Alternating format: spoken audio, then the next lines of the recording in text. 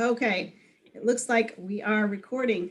So, first of all, I want to tell you welcome to all of you who are here, and welcome to those of you who are going to be tuning in for the replay. I'm so happy tonight to have Lisa Jones here. She is a #1 best-selling author, and she and her husband Keith paid off over $300,000 in 5 years. Which just blows my mind. And so we're going to hear a little bit about that tonight.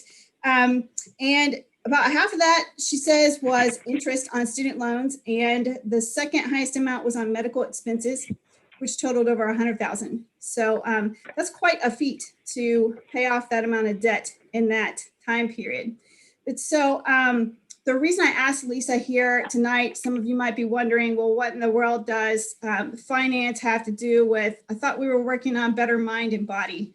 But so this is what came to me in January. All of us are coming off of Christmas and those bills start to come in, and that can be very stressful. And I also know that finances are one of the #1 causes of anxiety and stress for individuals, and it puts an incredible strain on marriages. And so financial mindset, I mean, that is a mindset if you're going to have a healthy financial mindset, because a lot of us grew up and we have these goofy ideas about money that really aren't based in truth. And so that's where this idea to contact Lisa came from, because I know that this is something she does. She has an amazing story. And I just want to share with you that Lisa and her husband own a financial services firm, and they focus on debt elimination, specifically student loans and medical debt, and financial goal setting. And they like to share the financial wisdom that they have learned on their own journey with individuals and business owners who want to build a solid financial legacy. Lisa and Keith are certified financial coaches through Ramsey Solutions. You may have heard of them. They're also certified marriage mentors through the Love and Respect Academy. And they also both have a very strong faith, which is another thing that we have in common. But so Lisa, I mentioned that she's a #1 bestselling author. She has a new book called Financial Seasons, Daily Inspiration About Money and Emotions. And that book achieved #1 bestseller status after only 6 days on the market. And you can find that on in ebook, hardcover, and paperback, wherever books are sold. But so I would just like to ask, we'll just start out asking a few questions, and then we'll hear from Lisa and her story. But so Lisa, can you just tell us a little bit about how you and Keith got into personal finance coaching in the first place? Yeah, we the day we got married, Kelly, we had $191,000 in debt. The day. We had 19 lines of payments going out.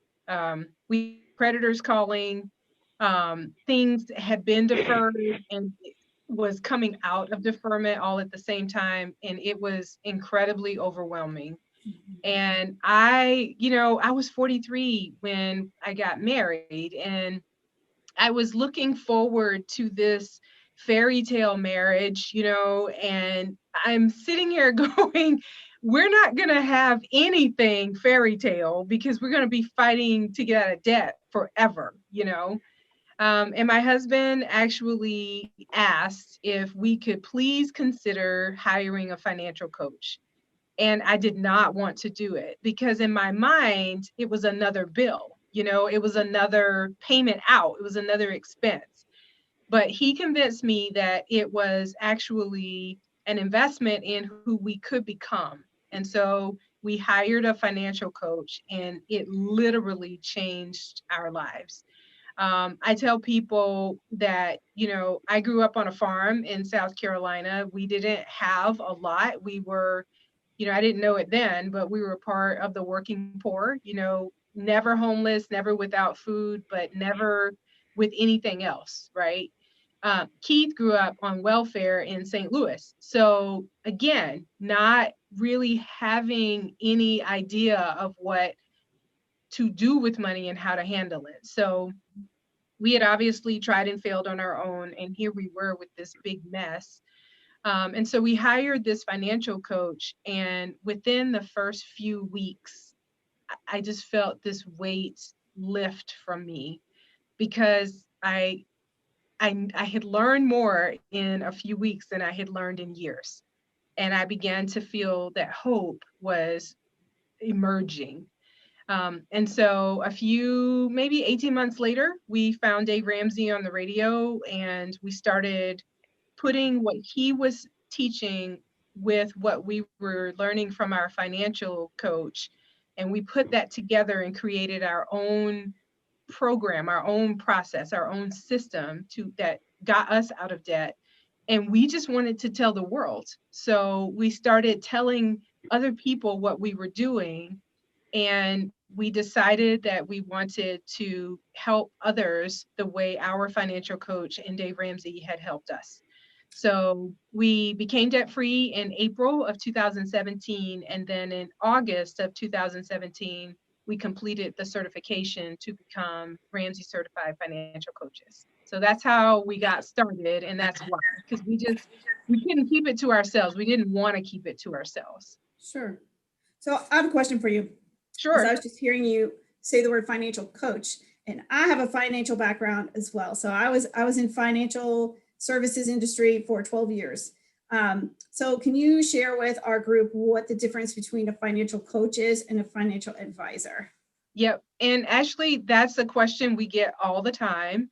Financial advisors are very product oriented. So their clients are those that are ready to execute on something. Either they want to set up an IRA, they want a 529, they want some sort of retirement portfolio, they want to start investing in the stock market, they're looking for insurance products. There's something that is a product focus that is in the financial industry, and you need a licensed professional to be able to get to that product.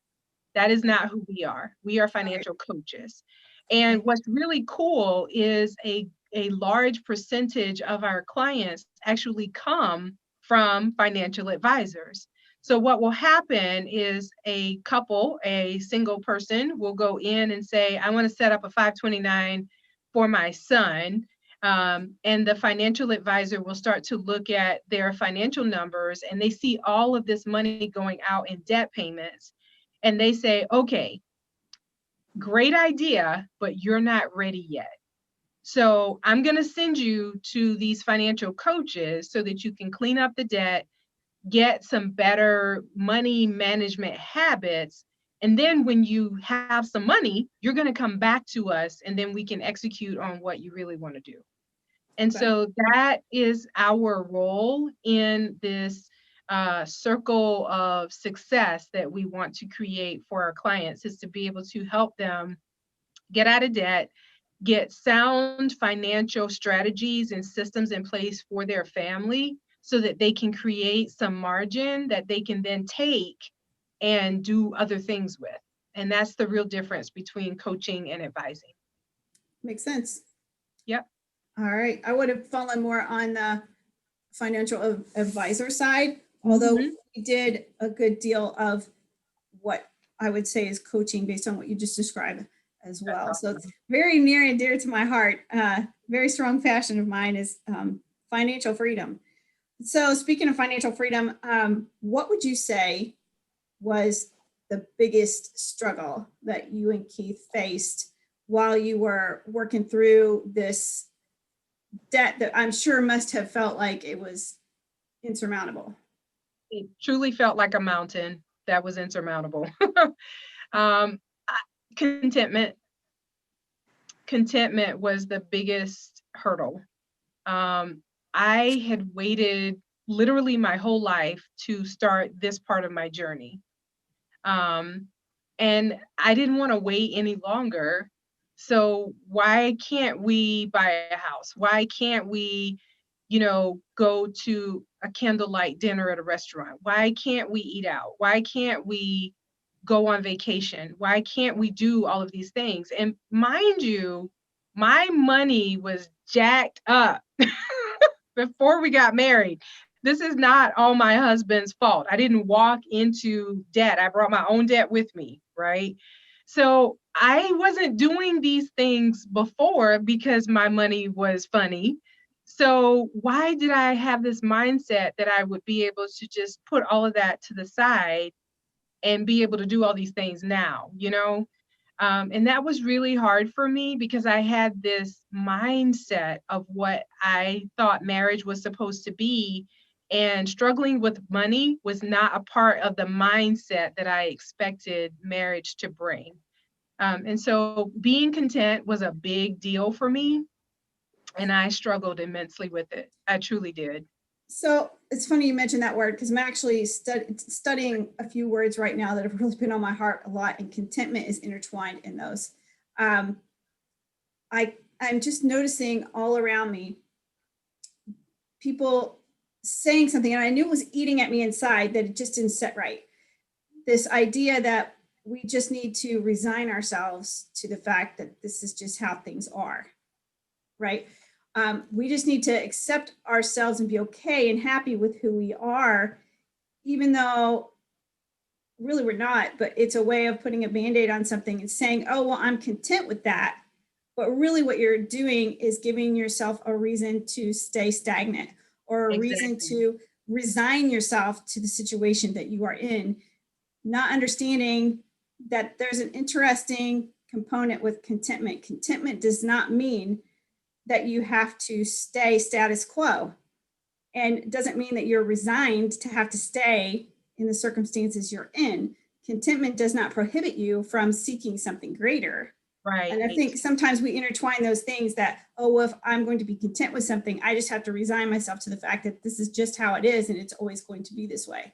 And I Right. don't think that's true. I And agree with you. clearly for what your situation is and what you just shared with me, clearly that contentment piece, you had to learn to be content with, okay, I can't have something right now because of the situation I'm in, but you took steps to make it better. Right.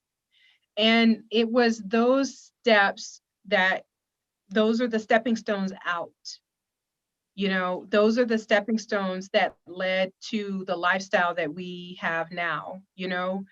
And I think lifestyle is another word that trips people up because we live in this place of, I deserve it. I work hard. Why can't I have what I want? You know, um, and as a financial coach, one of the things that we see more than anything else that is a hindrance to people getting out of debt is lifestyle, you know. And so because we choose to believe that it can't be different, we don't think that there's any reason to take any steps to make it different. So how did you and Keith, like what was it that happened? There had to be something that sparked this idea that you could change it, because those things don't just happen by accident, and you don't get to where you are now from where you were by accident. How, can you just tell us, looking back on it, was there a particular experience you had? Was there a particular something you came across that sparked that different mindset that you guys were able to latch onto? When we were dating, we went to a Bible study, a 10-week Bible study on um, the Bible. I can't remember the exact title, but it was basically what the Bible had to say about money. Okay. And I did not want to go because my money was jacked and I wasn't ready to reveal that to my then boyfriend in its fullness. But as I went through the course, what I realized, or the Bible study, I should say, I wasn't ready to admit it myself. That's really what it was all about. But in week 2 of that Bible study, we uncovered the verse, Proverbs 22:7. The rich rule over the poor, the borrower is slave to the lender. And it changed our life because it then made it very clear that debt is man-made. Debt is not something that God ordained for us. And there are actually 2,350 scriptures in the Bible that deal with money in one way or another. And none of them are positive when they are framed in the context of debt. So there are a lot of scriptures about wealth. There's a lot of scriptures about, taking care of your family, doing good work, all of those things. But when you look at the scriptures around debt, there is nothing positive about debt. And that was the catalyst, and what was really interesting was when we got married, the first few months of our marriage, we went to dinner with a couple we met from our church, and they had been married for, I don't know, almost 20 years at that point. And so he was a pastor, and he said, he asked us, what is your marriage, what's your marriage ministry? And we looked at each other, we were like, I don't know. We just got married. We were just so in love, we hadn't thought past that, and so he said, it's the husband's responsibility to have a to have a marriage vision, and it's the wife's responsibility to help bring life to that vision. So I look at my new husband, I'm like, what's your vision, honey? And he's like, I don't know. So fast forward about a month, he's in the kitchen, I'm in the living room, which is very much role reversal because I do all the cooking and he does all the cleaning. So he was washing dishes and I was settling in, watching television, and he made a comment and I responded, well, we can't do that because we can't afford it. And he came out of the kitchen around the corner and looked at me with eyes I had never seen before and said, don't you ever say that again. We choose to pay our bills, and one day we will have room to do more. And I just thought, wow. And that's when I realized that God wanted us to do more than just get out of debt. He wanted us to then lead other people out of debt. He wanted us to be this mouthpiece to help people to understand that it is not of God to live a life in debt. It just isn't. And he says it very clearly in his word. So from a Christian perspective, it's our duty, it's our responsibility to get out of debt so that we can begin to live the life that God has called us to lead. And a part of that leading is then to be able to do things for other people that we otherwise would not have the resources to be able to do. So what would you say to somebody, because, I agree with everything that you just said, but for somebody who, like you, before you got on this path, when you hear that and you're in the debt, it just seems like another burden, like, oh, I'm supposed to do this and it's not meant to be this way, but I'm stuck and I don't know how in the world I'm going to get out. What would you say to give them hope, to get them to take those baby steps? What would you say? God always provides a way out. No temptation is presented to man that he does not provide a way out. So when we first started, I mentioned that we had 19 lines of payments going out. It was incredibly overwhelming. That first bill, though, the balance on it was like $150. So we really just needed to begin to get a better handle on how we were managing our money and create a plan to then attack all of these bills that we were faced with. Kelly, there were days where we would go to the mailbox and checks would just show up. I kid you not. I mean, my husband was given like 25, 30 shirts, work shirts, dress shirts. Many of them still had tags on them because this guy had gained weight. And so instead of losing weight, he bought new clothes and gave my husband his entire shirt wardrobe. I kid you not. And it was just at a time when he was moving into a new position and needed a shirt and tie wardrobe. And so sometimes the way God shows up is very different than what we expect. Sometimes we want him to rescue us, and and he doesn't like rescue us in that sense. He just makes a way. He makes the path available. He doesn't put the food in the nest for the bird. He makes it available to the bird when the bird leaves the nest to go get it, you know? That's So really good. sometimes, I like yeah, that analogy. he, he's waiting on us to activate our faith. And that's the hope. That's what we tell people. You know, you want God, you know, you're praying, Lord, please help deliver me from debt. Then stop eating out. Just start there. Stop eating out. Okay, well, I don't know how to cook. Okay, let's just start small. Let's just start with, you know, Pinterest is filled with, you know, food on a budget recipes, you know. I mean, just whatever that looks like for you, you start there. And when you show him that you are moving in that direction, he's going to then come towards you. He's not going to come to the nest. You got to get out of the nest. You got to get out of that thing, you know. So maybe for someone, it's just the decision to not use a credit card. If I don't have the money in my checking account, I'm not going to do it, period. He will honor that, you know. Yeah.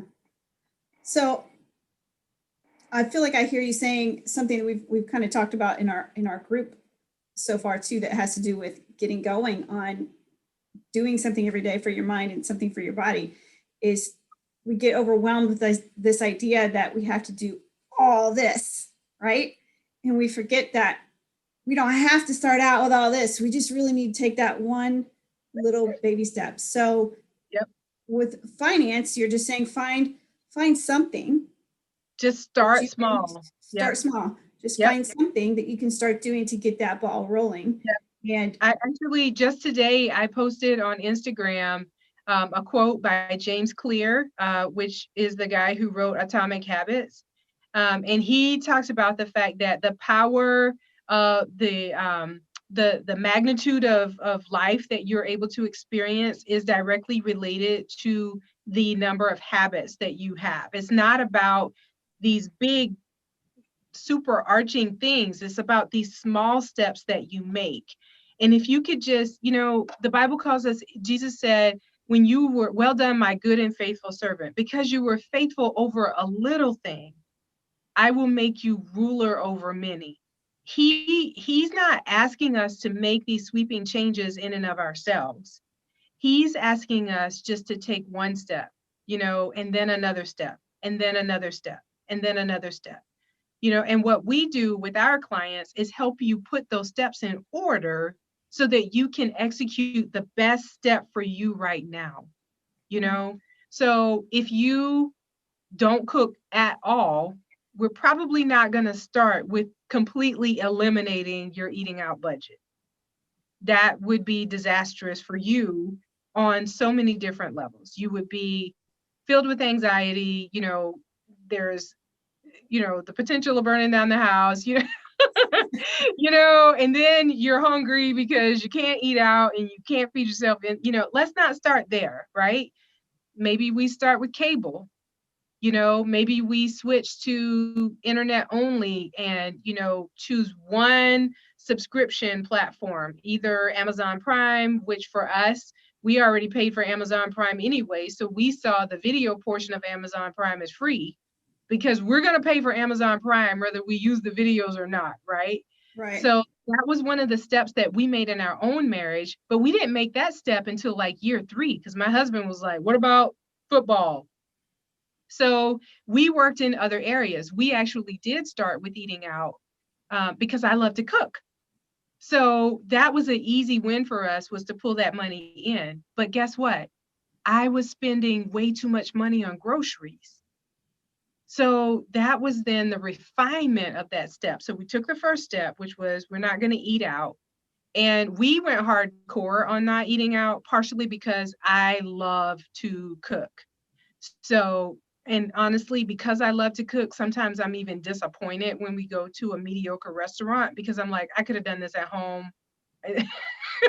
This is just so disappointing, you know?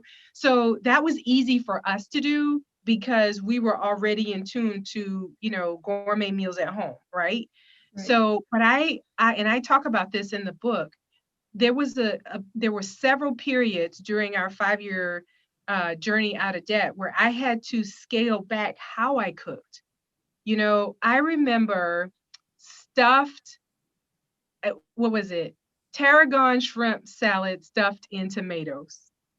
Okay. It was beautiful, but it was a one serving meal that cost 15, $20 because you got to buy all these specialty ingredients.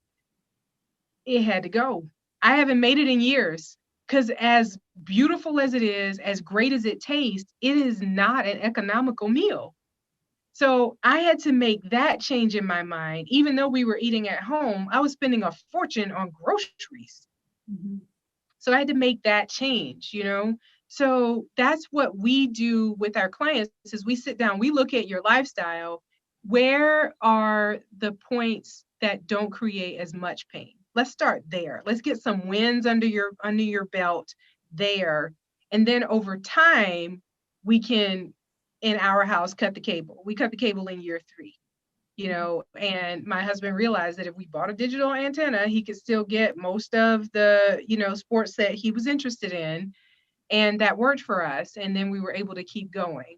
But I think so many times we're afraid to do anything, and God is just asking us to do something. And when you do something, then you gain a little confidence and he rewards that activity. And then you keep going. The other thing that I think people struggle with is they believe they're not going to experience setbacks. That is not true. That is not true. I can't tell you how many thousands of dollars we spent in car repairs. We bought a $5,000 vehicle for me in year 2, and that was November. And we had been saving. When we started the journey, both of our cars had over 200,000 miles on them. So we knew chances were slim that we would get out of debt without having to buy a car. So this is where creating a financial plan that fits your life is important, because Dave Ramsey doesn't tell you to save for a car. He tells you to get out of debt and put everything that you have towards debt and keep going. That didn't fit our lifestyle. So we made a modification to our life to put $300 aside for a car when the time came. We used that $300 over and over and over and over again for car repairs. And then when it came time to buy a vehicle, we had $5,000. So we bought a $5,000 car. And literally, that was November, December, January, February. 3 months later, my husband's car died. We bought him a $1,500 car because we had $1,500. And the idea was, we knew it wouldn't last long.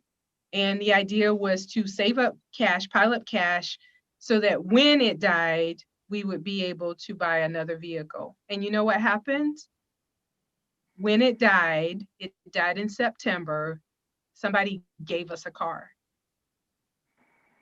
Literally gave us a car. Wow.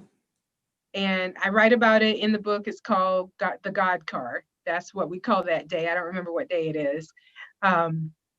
But he honored our commitment. These are not, and I struggle. I always drove new cars. I spent 10 years as a sales director with Mary Kay. I literally had cars delivered to me every other year for like 8 years, So this idea of I never owned a used car before. Ooh, that was a struggle. It didn't smell like I wanted it to. It wasn't as stain free. There's a stain right there in the carpet, the dust had gotten into the little cracks and crevices. It's like, this is not a new vehicle. And I had to wrap my brain around the fact that this is not a new car. You are not buying this car for appearance. You're buying it for function. And it is very functional. It is safe. It's reliable. And that is why you're buying this car. Say it with me. These are the things that people it's in our heads. It's the reason the book is the subtitle of the book is, daily inspiration about money and emotion, because it's the emotion that trips us up time and time again. I agree. And I was just listening to your story, thinking about what you were talking about. if you were in your situation, so many people, if they were in your situation and they were taking the steps that you were, and you put the 5,000 out for the car, and then 3 or 4 months later, another one breaks down. So many folks would be struggling with, why am I doing this anyway? It's not going to work. It's not working. So it's not worth this pain, because anytime we're doing something worthwhile, there is a cost involved, and Right. it is painful. Sometimes we think it's going to be way painful, more painful than it really turns out to be. But Right. we use that pain to keep us from moving forward, or Right. the difficulty of the emotions that come Right. when it doesn't go the way you want. Right. And so we bail out, and in that scenario, we end up with 2 car payments because this isn't working, And so for us, Proverbs 22:7 became the line in the sand. The only way you can get out of debt is to stop adding to it. As long as you're adding to the total, you will never get out. And so we just made the decision that we're no more. We will do no more debt, period. And, one of the things that I wrote this blog on it's on my website, and it's the corner of comfortable and debt free. And we live there so often. And one of the things that I talk about in that blog post and with our financial coaching clients is first of all, plan A is always the most expensive. It just is, okay? Because you pay for the convenience of it being plan A. When you eliminate plan A, then you start to get to plans B, C, and D, and they are less expensive. And in many instances, they're better than plan A because they fit you, they fit your lifestyle. They do so many different things, and it just is, So if you are serious about this journey out of debt, you have to not, Tony Robbins talks about not negotiating with your mind, do not negotiate with your mind. And so we have to not negotiate with our minds when it comes to adding new debt. It becomes a non-negotiable. And when it becomes a non-negotiable, you get to other solutions. Now, we might not like those other solutions. They may be uncomfortable, but those other solutions are temporary. They're not long-term. And if we can find our way through those other situations, those other solutions for a short period of time, then the result on the other side is massive success that we can't even begin to understand. So another question for you here, a little different angle. What would you say? I know many of the ladies in my group are like myself and single right now. What advice would you give to the single ladies out there for getting out of debt and building wealth? So I was 43 when I got married. I'm 52. So I've spent more of my adult life single than I have being married. And so I used to hate it when married women talk to me because I'm like, you don't know my story. You really can't relate to what I'm going through. Don't talk to me. Okay. And so I preface what I'm about to say with that because I do know what it is to be single, and I've lived more of my life as a single person. So I'm more intimately familiar than most married women, I'm going to say, to the challenges that we face as single women. The first thing that I want to say, because I hear this all the time, well, you have 2 incomes, so it's easier for you. No, period. No. I'm just gonna be real. My husband had more debt than I did. My debt grew exponentially when I got married. Okay, so let's just go there. You have 2 people that you have to deal with when you're married. When you're single, you don't have to figure it out with anybody other than yourself. You get to make that decision. It's just you. Okay. Now I bring Jesus and the Holy Spirit into my single life, or at least I did. So that was my we. was me and Jesus. I used to say that a lot. And they're like, well, we need to think about it. Who is we? You're single. Oh, it's me and Jesus, you know? So that's the first thing, is don't give yourself the excuse that because you're single, you can't do it, because that's a lie from the pit of hell. That's what Satan wants you to believe. That is not true. Okay. The second thing is, the problem with our money, regardless of whether we're single or married, is that we spend more than we have. Period. So if we as single women would stop spending more than we have, just restructure how we think about money, we can begin to make traction. Okay.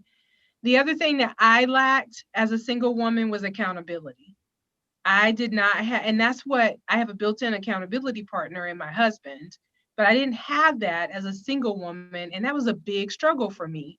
If I went to the mall and found something and decided I wanted to buy it, you know, or I opened a new credit card so I could get that 20% off on that one purchase that I didn't need to begin with, you know, there's nobody that I have to answer to for that.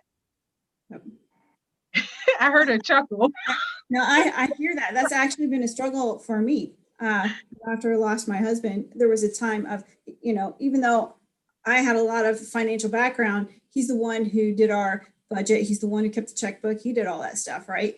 In our marriage, I didn't usually buy things unless I had his approval first. I know for some women that would be very offensive, but that's how it was in my relationship, okay? That's how it is in our relationship. But learning how to make those decisions, just make a decision or make a choice or make a major purchase by myself was terrifying. It was terrifying to do that for the first time. I've had to do it now and I made it through and it didn't turn out so bad. So it's giving me a little more courage. But because there isn't someone beside me to run things through, it is easy when I'm at TJ Maxx or someplace to say, oh, that's a mighty fine shirt, or that's a mighty fine outfit. I like that. Let's just do that. Let's just do it. Yeah. Let's just do it. So it has been difficult to, in a lot of respects, to rein that in. Yeah. At the same time, you're experiencing freedom to make decisions on your own. In a way, it's kind of fun because you're free, you don't have to ask anybody. Right. It is. It's difficult. It is. It really is. That was tough, And the other thing that I would say to single women is you can build wealth. You can live without debt. You can, I used to travel by myself. Now I was broke. So, I'm traveling without money. Oh my gosh, there's a story in the devotional. It's before day 50 because Keith shows up on day 50. So that's how I know that it's before day 50. And the name of it is Hurricane Dean. And it is the story of me getting stuck in, what's the other part of Cuba? It shows a Dominican Republic. I went to the Dominican Republic and got caught in a hurricane with no money. Oh, kid you not. And it was nothing but the grace of God that got me home. And it's because I had this I deserve mentality. I wanted a vacation, but I chose poorly because I didn't think about the fact that I needed to have, backup money in case a hurricane hit or anything along those lines. I mean, just this idea of just barely having enough, Keith and I coined a phrase, living in the spirit of lack. And so much of what we did, what I did as a single woman and what we did in the beginning of phases of our marriage before we really began to understand this idea that God has called us to better with our money was living in the spirit of lack. And, I could have chosen a shorter vacation. I could have chosen a closer vacation. I could have chosen lots of different ways, but I put myself in that situation because I did not value coming home and having money in the bank. I just didn't. I didn't understand the value of that. And that was a sobering moment to finally, when we touched down in Philadelphia, I can't tell you how grateful I was to be back on American soil.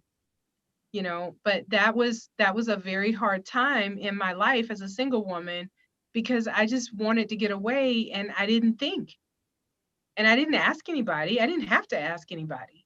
Mhm. So I did it myself, and oh my gosh, it could have been disastrous, truly. So So, go do you ahead, have Kelly. something else about that story? No. Okay.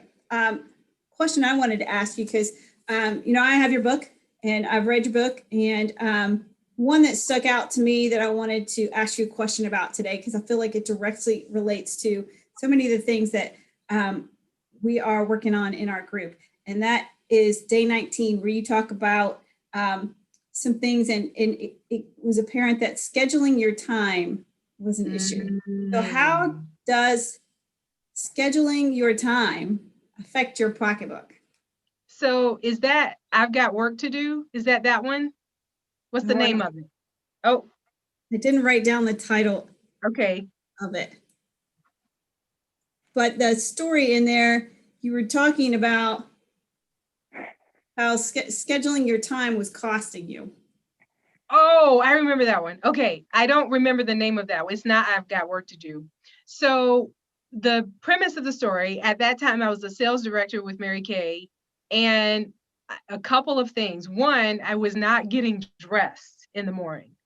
So I would lounge around if I didn't have an appointment, and I would make phone calls, and then I would create opportunities to make sales, but I couldn't quite get there on time because I wasn't dressed. So that was a big part of the scheduling part, was to treat my day like it was a work day. I used to tell my consultants, when you treat it like a job, it will pay you like one. When you treat it like a hobby, it'll pay you like a hobby. So that was one of the big things, was to pay attention. But I was also living in Northern Virginia, DC Metro, and traffic was a beast. So if I didn't get to a certain part of town before a certain time, I would lose so much time in traffic, which meant I then couldn't get to the next appointment and the next appointment and the next appointment. So I was losing money by running around town in gas. I was losing money because I wasn't able to take appointments that I could have taken if I had managed my time a little bit more. And I was losing money because I wasn't starting my day on purpose. I was just waking up without any real boundaries to what my day would be like. And what I realized was I needed to segment my days into geography. So I put all of my DC Metro going into the city of DC. Those appointments were on Tuesdays. And they were on Tuesdays because I had a breakfast networking meeting that was over at 8:30. So by then, all the traffic going into DC was done, and I could get out before lunch when the afternoon traffic started. So when I got a client that would want an appointment and they lived in DC or they worked in DC and that's where I was going, I would say, okay, so I'm going to be in DC on Tuesday. What time is best for you, 9 or 10? And I wouldn't give them any other options because I'm not going to DC any other day. If you want it outside of Tuesday, I can mail it to you. So you You didn't know, let them dictate the I did schedule not to let them, you. no, I did not. And I then, it goes back to do not negotiate with your mind. So I couldn't allow myself to derail my day either. That was huge, you know? And actually, I had that thought just today, Kelly, because I wrote down, I keep a journal, and one of the things that I just started doing is in my journal, I actually write down the things that I want to accomplish today. And I was a little ambitious today in what I wrote down, and I didn't get the bulk of what I wanted to get done because they're new tasks. So I have to think about them a lot more before I can execute. And so I was like, okay, in between, I had another speaking engagement right before yours, and I had about 30 minutes in between the two. And, I was like, okay, instead of trying to work on that task haphazardly, I released myself from the assignment for today with the admonishment to not bite off more than I can chew. So there's this balance between stretching to complete something and setting yourself up for failure because it's just way too big than anything that you can do yourself. So I still struggle with that. I've gotten better, but it is a conscious thought of mine. Well, I appreciate you sharing on that, because if I could narrow down my number one problem that holds me back from so many things, it costs me a lot of things. It is scheduling my time. And I guess you said a word that clicked with me. I've never really connected scheduling my time with setting a boundary for myself. Which sounds more positive. I always think about setting a schedule and it feels like a ball and a chain. Well, that's what people think about budgets. True. So your money habits and your time habits are very similar. So people tell me all the time, especially I have a girlfriend who is irregular income. She's commission only. And she was like, there's no way I can do a budget. And I'm like, girl, if you don't do a budget, you will never win. And it's because in her mind, budgeting is this ball and chain that she carries around, whereas I see budgeting as boundaries, as guardrails that say, this is what you can do. This is what is available for you. And it's a lot more than when you just let your money just do their thing, whatever. This guy, I don't remember him, but we were sitting in a doctor's office one day and he said, your dollars are like soldiers. If you're going to send them out to war, it had better be worth it. And I was like, whoa, we're killing dollar bills.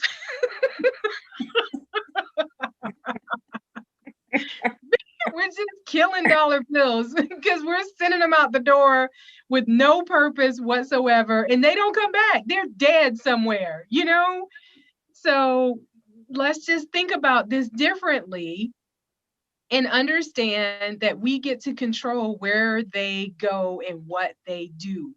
And there's freedom in that. There is control in that. There is flexibility in that. Oh my gosh, it is so beautiful. It is beautiful. And I get nervous when when I haven't, and to your point, Kelly, I'm the one who manages the money in our house, and I did not want to do that. So my then fiance came to visit, and said, I've been praying, and I believe the Lord wants you to manage our money. And we had a big argument over that because I was ready to just hand over my checkbook. I actually wrote about that in the book too. It's called Hand It Over. And I didn't want to, I wanted to hand him my checkbook so I didn't have to deal with it. I could just stick my head in the sand, swipe my little card, whichever one I was going to use, and he could deal with it. And the Lord said, no, you have to deal with this. You have to come face to face with your poor money habits. Oh. Well, I love everything that you've shared. And I want to give you an opportunity. I know you had mentioned that you have some things for giveaways for us today, including your copy of your ebook for a lucky person. Hey. So did you want me to share my screen to bring that link up that you had showed me? Yeah, you can do that. All right, give me just a second here. I think it's this one. Yeah, the right one.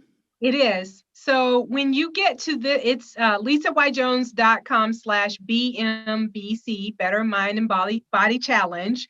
When you get here, it is going to take you to, you put your email address in and it will give you a PDF that is chock full of blog posts. My budget bundle is in there. All of the videos that teach you how to use the budget bundle. A link to the website if you want your own copy of the book, tools that I have used with other coaching clients. It's just one-page PDF filled with cool stuff that you don't have to go searching for. It's all in one spot. So go to lisayjones.com/BMBC to get your PDF so that you can start clicking through those links. So I also want to give away a copy of the ebook. It comes in ebook, paperback, and hardcover. But what I want you to do to keep this very, what's the word I'm looking for? Private. I want you to email me, lisa@lisayjones.com. And what I want you to email me, I want you to send me your debt total. How much debt do you have right now? And I'm not going to tell you what I'm going to do with that. But one of you who sends me an email and tells me your total is going to win a copy of the ebook. And I will respond to everyone. And with that person, I will send you a code for you to download a free copy of the ebook. Okay. And here's the reason I'm setting it up that way. We don't know our numbers. And if we don't know our numbers, we cannot win. I can tell you right now the balance on my mortgage. I can tell you right now how much money is in my checking account, how much money is in our retirement accounts. Not because I'm, this ADD, control freak person, but I know my numbers. And all through getting out of debt, I knew my numbers. I know how much we can spend on groceries right now through the end of the month. And that's what we as women, as Christians, as conscientious citizens, whatever category you want to put yourself in, if we don't know our numbers, we cannot win. So I need you ladies to tell me what your numbers are. So the exercise is for you. And when you get to a place where you're able to, own your numbers, you have put yourself on a journey to success. And one of you who shares your number will win the ebook. That's very awesome. That's powerful. Yeah. I love that you have to know your numbers. Mm-hmm. You have to know your numbers. Yeah. And that's true. That's true. It is. Anything we do, whether it is for our mind or for our body or for our finances, for our spiritual life, any of those things, you have to intentionally. You have to know your numbers. Yep. Have a system. Yep. To make that happen. Otherwise, one day turns into another day and another day and another day and nothing happens. Yep. And, I used to take the ostrich approach to financial management. I would stick my head in the sand and pretend it wasn't happening. And that got me nowhere. I have done that before myself. Yes. So I just, we have to, put our big girl panties on, and just we have to be adult. That's really what this is all about. So when we know our numbers, I used to tell my consultants all the time, when you know the rules, you can win the game. When you know the rules, you can win the game.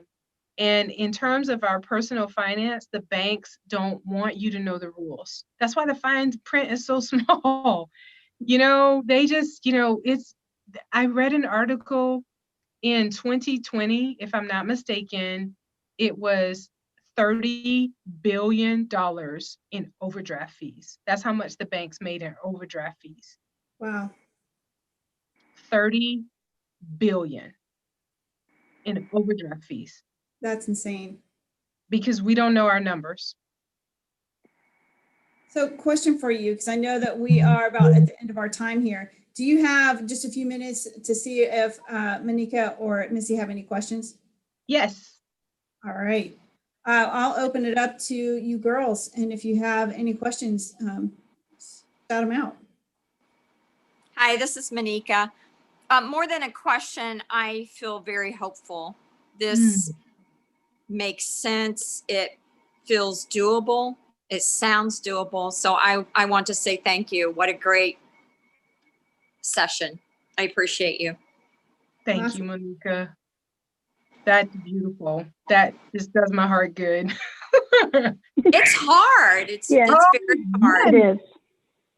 Yep. It is Yeah. hard. I don't have a question either, but I just wanted to thank you for your time and for your inspiration. Thank you. So, You know, and you're right, Monica, it is hard, but it is so worth it, guys. You know, on the call that I recorded a few hours ago, I was sharing that, you know, the goal that my husband and I have right now is to pay off our mortgage. And we originally said 7 years, now we're at 5 to 7 years. And the reason is so that we can then save to buy a building for his brother who has MS. And the idea is to buy a fourplex and put him in one apartment and to rent out the other 3 apartments so that the rents on the other 3 apartments pays the mortgage on that building. So he will be in a position for the first time in 20-something years where he doesn't have to worry about a housing expense. He can take his Social Security and the, you know, small income that he has and focus on medication and focus on something other than medication, like, you know, things that can actually make him get better as opposed to just maintaining status quo, you know? That's Yeah. what being debt free gives us the opportunity to do. You know, That's wonderful. It is. yep. So there's work to do that we can't do until we get out of debt. Yeah. Well, I just want to say thank you so much, Lisa, for joining us tonight and for sharing your story and all of your wisdom. You had so many little nuggets in there that are so powerful. And for those of you who are watching the replay, and for Monica and Missy here, I will put the links that Lisa mentioned inside our group so that they're easy for you to access, and so that you will have her information to be able to email her and send her your numbers, girls. Yay. I love it. I appreciate that. Thank you, Missy and Monica, for showing up and being here live with us tonight. It was great to have some faces here with us. So appreciate you. And Thank you. ladies who are watching the replay, better send your numbers in too. Are you going Send your numbers in. Send your numbers in.